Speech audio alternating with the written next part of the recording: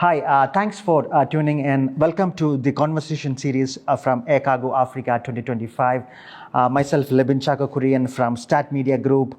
Right now, I'm sitting down for a video interview with Mr. Agayo Ogambi. He is the Chief Executive Officer of Shippers Council of East Africa. It's very important to listen to the voice of shippers. Thank you so much, Mr. Agayo, for joining us today. Thank you very much for inviting me. Thank you. Let's start by talking about the history of the Shippers Council of East Africa, why it was really formed. Thank you. The Shippers Council is a membership-based organization that was formed by leading business associations out of concerns on the way logistics and the value chains around transport, cargo clearance was impacting on their businesses. It was formed by, amongst others, the Kenya Association of Manufacturers, the East Africa Tea Trade Association, the Petroleum Institute, Coffee and Tea Trade Association. You'll realize that all these associations in their own rights were able to address issues around market access, issues around government policies, but none of them was actually in its operations focused on issues around trade facilitation. They were able to get markets for their products, they were able to get businesses for their members, but the businesses were not thriving because of the inherent challenges along the supply chain. Hence the establishment of the Shippers Council in its current form in the year 2006. Okay, I believe logistics was one of the most important challenge which you wanted to address when Shippers Council of East Africa was formed. Can you take us through what are the biggest challenges that the Shippers Council of East Africa is addressing, or you want to communicate with your logistics service providers or the stakeholders on the other side? Thank you. That's a very good question. Before the establishment of the Shippers Council, the cargo dwell times at the ports were high, up to 10 days dwell time. But I think through the initiative of the Shippers Council and amongst other stakeholders, the cargo dwell time is now between 4.5 and 5 days, which is good improvement. And how important is it to have an efficient port? It's important because any delay at the port is a cost to the production, is a cost to the logistics because the ship has to pay storage for any delay. And above all, you're not able to meet the market requirements. The production is delayed, hence you are potentially not able to meet the demands of the market. So the key area for us since establishment is to enhance the efficiency and competitiveness of our members. We aim to achieve this by engaging government agencies to institute measures that enhance reliability and efficiencies of the operations. The other area of concern to the business community was in the area of customs clearance. This was another area that was causing a lot of delays in respect to cargo clearance. And we have seen a lot of progress. We have seen the adaptation of automation. There's also an established system for cargo clearance. It's not entirely now too much paperwork. From the desk, you can actually be able to clear your goods through the ICMS system. So we have seen a lot of progress. We have seen the clearance period being reduced. It's now instantaneous. You don't have to wait for long for cargo to be cleared, as long as it has been able to meet the permit requirements by the various government agencies. So there's a lot of progress we have witnessed, but there are also challenges. One of the challenges we have is in terms of systems downtime, and this is one of the major challenges, and the government is working towards enhancing the stability of the current system so that it does not unduly mitigate or result to loss in the gains that the industry has been able to achieve. Okay, thanks for mentioning some of the improvements made in the last few years after the formation of the council. But can you also articulate some of the challenges that is still there? For example, what contributes to the logistics cost mostly, or what are the infrastructural gaps that you are addressing right now? Currently, we see the need to expand the Port of Mombasa further. We have seen an increase in the port throughput from 2023 to 2024. There was an increase about 14.5% increase from about 36 million metric tons to 41 million metric tons. And that calls for expansion of the port, acquisition of extra equipment, and also just improvement in the productivity. So one of the challenges is the inefficient equipment and resourcing, which is critical if you're going to sustain or support the increasing port throughput. We have also seen an increase in transshipment, which has more than tripled in the last 1 year. So there's good opportunity for the port, but unless we are able to expand the port in terms of the capacities to be able to appreciate the growth in the port throughput. So what we're asking of the government is to ensure that we have capacity before demand. It's also important to appreciate that the Mombasa port is the gateway to the eastern region, and up to 32% of the port throughput is destined to the regional partner states. That is Uganda, Rwanda, Burundi, South Sudan, and the DRC. So that's one. The capacity is a key issue, limitation. The road infrastructure also requires some upgrade and expansion across the region so that there's seamless movement of goods without hindrance.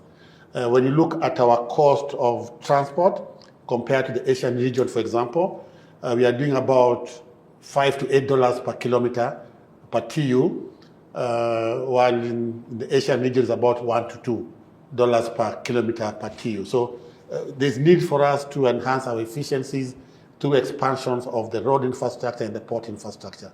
That also cuts across to the airport, because the airport also serves an important aspect of freight logistics. And we are also in discussion with the government as an association just to ensure that there's enough capacity to support the growing economy in the region. Okay, thanks for mentioning the particular infrastructure development that you want to see, which is at the Mombasa port, and you also mentioned the road infrastructure. One of the important commodity that you move from East Africa is the perishables. Yes. And they need more infrastructure support. For example, the cold rooms. Do you see there is a gap right now, or what is the status right now? I look at it in two areas. One is at the port. At the port, we have enough plug-in points to support the reefer containers. The existing gap, which is being addressed in terms of reefer containers to go through the rail. There's test trials that will be able to support movement of reefer containers through the rail, and that is also going to be part of the model shift to address the issues around carbon emission. The model shift is also important for our country as we address the issue about carbon emission. And there's already a demand from the market to appreciate how did this good arrive in this market, what was the carbon emission, what interventions are you putting in place. So the good thing for the region is an appreciation of what needs to be done. The challenge is the speed and the lack of adequate resources to support this. For example, there's no doubt in anybody's mind about the importance of rail freight. And we see resources being put to support that. In addition to that, we see the development of inland container depots, including Naivasha, and the ICD, which is just bringing the port closer to the people. In the air freight section, we see the desire of the Kenya Airports Authority to enhance the capacity and the infrastructures available, some of which we can already experience through the partnership with the private players, which is a good thing. But it's prudent for the government and the government agencies to expedite some of this intervention so that we do not lose ground of the opportunities. And that brings me to the most important aspect about capacity availability. October, November, December, and part of January, a number of freighters left JKA for China to support e-commerce and shipment of iPhones, and that was a big gap that was left at the JKA. On average, you need about 5,000 metric tons per week. During the high season, it's about 8,000. When there was freighters that left, we had a big capacity gap. we are seeing the return of some of the freighters back, but that creates in an aspect of unreliability and unpredictability. So we are at the whim of the other players. So what we're asking of the government is to put in policies that will attract more investors that can be able to bridge the gap so that when there's possibly a flight, then we have capacity to support that. Okay, that's a very important point. Particularly, I also noticed that the freighter capacity from Nairobi to Europe was down by 35% in November 2024. Yes. So I can totally understand that. So since then, so it's a big gap that happened. Yes. Because airlines moved their capacity from Nairobi or similar places to Asian markets. Yes. Due to e-commerce. But since then, what was your communication with some of your stakeholders? What was their response? Are we trying to find a solution for that? Yeah, we did quite a bit. We had engagement with the Kenya Airports Authority. We met the management team and were able to present the cases. We communicated to the government, bringing to their attention the capacity gaps and the resultant loss to businesses. It was understandable that the freighters were getting better returns in the other routes. So that brings in the issue about what incentives, what concessions can the government put in place to attract freighters and other investors in the region. But I think from that effort, we have been able to see an additional capacity by 2 additional freighters coming to play. But we're looking for long-term solution, and some of the long-term solution will be including how do we use the national carrier, what capacities do we develop within Kenya Airways, for example? What incentives do we provide for local players to be able to link up or leverage with other partners in the market so that there's kind of a predictability and reliability in this provision of the services. So we have seen some government support out of our interventions through the meetings and through the letters and engagement we've had with the government. And it was dire, we must admit that. But we are happy with the progress being made, and it's continuous engagement with the government. Just to appreciate that this is the livelihood of thousands of smallholder farmers and also to the economy. And it's important to appreciate that. So thanks for talking about the details of your communication and advocacy. That takes us to look at the city of Nairobi, yes, which is a very important logistics hub. Yes. That's where the airport is. Give us an idea about how you see the city of Nairobi as an important connecting point for all the shippers who wants to send their manufactured stuff or produce to the world. How you see the Nairobi city evolving? Just to appreciate the importance of Nairobi as a logistics hub is demonstrated by many issues. Number one, 60% of port throughput comes to Nairobi. And that's a clear manifestation. That's the industrial city of Kenya. And a number of industries are placed in Nairobi. 2, if you look at the contribution of Nairobi to the national economy, is probably 50% and above. And that is demonstrated by even the number of companies, the number of UN institutions around the city. But that notwithstanding, we also see a lot of road infrastructure expansions in Nairobi. The Thika Road, the expressway is a demonstration of the importance of Nairobi. We have the southern bypass, the eastern bypass that enable us to support the road network in Nairobi. Coupled to that, the Jomo Kenyatta Airport is a gateway to the eastern region. And we also appreciate Nairobi as a hub because a number of international airlines are also key players and service providers to businesses in Nairobi. And we are seeing the JKIA plans to expand is out of recognition that the Nairobi requires more capacity. Businesses are expanding, hence the need to expand the facilities. If you look at our exports, especially for the fresh produce, up to 70% is through the airport. And that's just a clear demonstration that the JKIA and the ICD, the Inland Container Depot, support Nairobi as a logistics hub. Okay, you spoke about the airport, the ICD, and also the need to expand the road infrastructure. Also, there are many other logistics facilities, logistics infrastructure requirements. When you have an airport, around the airport, you need many of these facilities. Are you happy with some of them, or where you see a scope of improvements is there? Yeah, we have seen an enormous increase in warehousing facilities, very modern warehousing facilities. Some near the airport, some near the ICD, and they have really brought in some value proposition for distributors and people who are doing business in the region. So there's been an enormous increase in the numbers and also in terms of modernization of the warehousing facilities. And this just goes a long way to support the logistics aspect of the country. Coupled to that, you see an expansion, innovative ways of doing business. We see technology being adapted by a number of companies to help them become more efficient and competitive.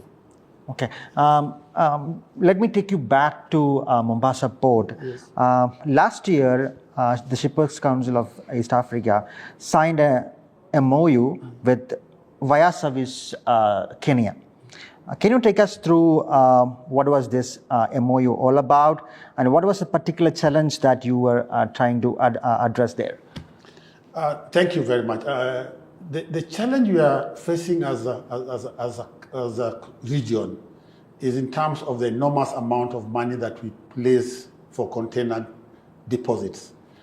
Container deposits are sums of money that importers place with the shipping lines to guarantee that they'll be able to return the containers within the free period that the shipping lines present to them.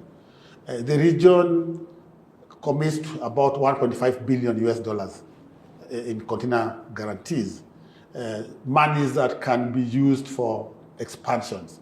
So the essence of the MOU between us and Via Services is to assist the shippers in the region, not to have to place these sums of money, but through the Via Services, which has entered into some understanding the shipping lines, they'll be putting in a small premium to cover for any delays and also to guarantee that the shippers will be able to return the containers in time. So what is the essence of this MOU? The MOU supports our members to get discounted premiums on the services being provided by the Via Services. But most importantly is the fact that the shippers in the region working with Via Services will not need to place the huge sums of money as deposits to guarantee the returns of the empties. And we just have to appreciate that the detention fees are necessary because it assures the shipping lines that these equipments, which are key to their businesses, will be returned on time. So the other thing we are doing is to address the causes of delays. Because why do the shippers delay to return the containers? And often it's because of the delays in the cargo clearance processes, the delays in the approvals, and sometimes the delays in the port, and also the railways. So we are doing what is called a twin approach. Address the causes of delays and also institute a facility or a mechanism to cushion the shippers from having to put in these huge amounts of money as deposits. One last question.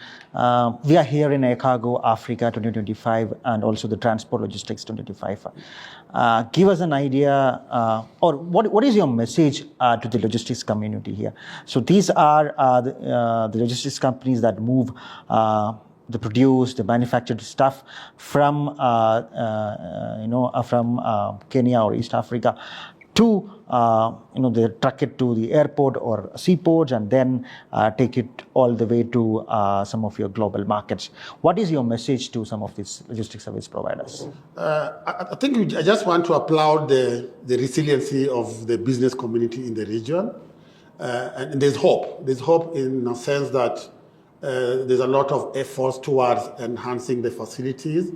And the private sector is engaging the government to ensure that there's improvement in the business environment by supporting policies that are supportive to their businesses and also opposing policies that are hindrance to the development. So to the private sector, let's keep the faith, let's keep the hope. We're working together with the government, we'll be able to deliver. And most importantly, what do we want to deliver? We want to deliver a reliable logistics supply chain. We want to ensure there's competitiveness and there's reliability. And then lastly but not least, we must take cognizance of the global dynamic changes, including issues around carbon emission and the need to do our businesses sustainably. So as we look at the bottom line, let's also look at issues around sustainability. Absolutely. Mr. Agayo, thank you so much for joining us today. Thank you too. It was a pleasure.